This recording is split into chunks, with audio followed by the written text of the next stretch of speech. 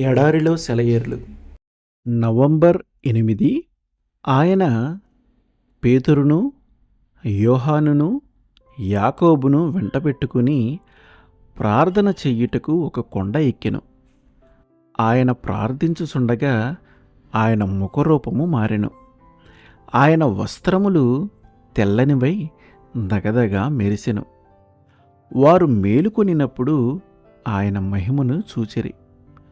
లూకా 9:28-32. యేసు తన 3 శిష్యులను దూరంగా కొండ మీదకి తీసుకుని పోయి వారిని తనతో సన్నిహిత సహవాసంలోకి తీసుకువచ్చాడు. వారు యేసు మహిమను చూశారు. అక్కడ ఉండటం వారికి ఎంతో శ్రేష్టకరం. తమ ప్రభువుతో ఒంటరిగా కొండ మీద ఉన్నవారికి పరలోకం ఇంకెంతో దూరం ఉండదు.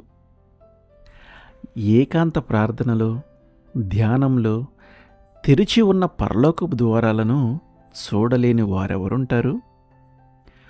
ప్రభువుతో ఏకాంత సేవలో ఉన్నప్పుడు శ్వేత కెరటంలాగా లేచే అనుభూతుల్ని, పరలోకపు అనుభవాల వాసనల్ని రుచి చూడని వారెవరుంటారు?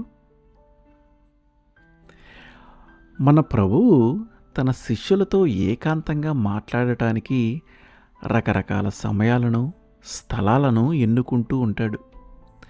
ఒకసారి హెర్మోను కొండ మీద, చాలాసార్లు ఒలీవ కొండ మీద, ఇలా ఎన్నెన్నో స్థలాలకు తీసుకెళ్తూ ఉండేవాడు. ప్రతి క్రైస్తవుడికి ఒలీవ కొండ అనుభవం ఉండాలి. మనలో చాలామంది పట్టణాలలో నివసించే వాళ్ళం. అస్తమానము అనేక ఒత్తిడులకు గురవుతూ ఉంటాము. ఉదయం లేచినప్పటి నుంచి రాత్రి పొద్దుపోయేదాకా మనం ఈ సుడిగాలిలోనే తిరుగాడుతుంటాము.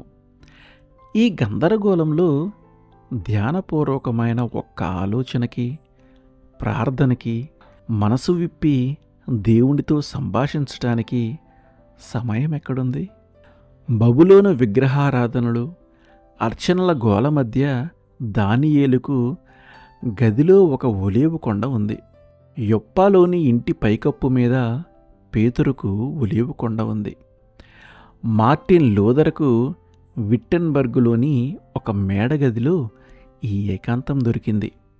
దాన్ని ఇప్పటికీ పవిత్ర స్థలంగా ఎంచుతారు.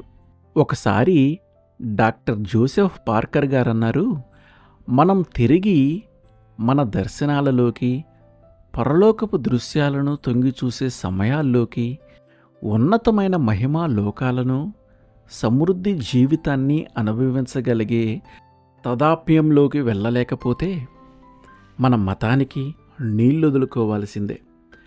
మన బలిపీఠం ఒక రాయిలాగా మిగిలిపోతుంది.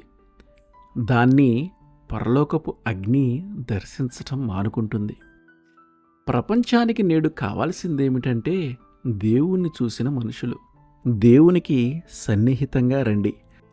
తప్పటడుగులు వేసే పేతురును, తమ బోధకుడిని, ఆయన ఉద్దేశాలను అర్థం చేసుకోవటానికి మాటిమాటికి విఫలులైన యోహాను, యాకోబులను యేసు ఏకాంతంలోకి తీసుకువెళ్ళాడు.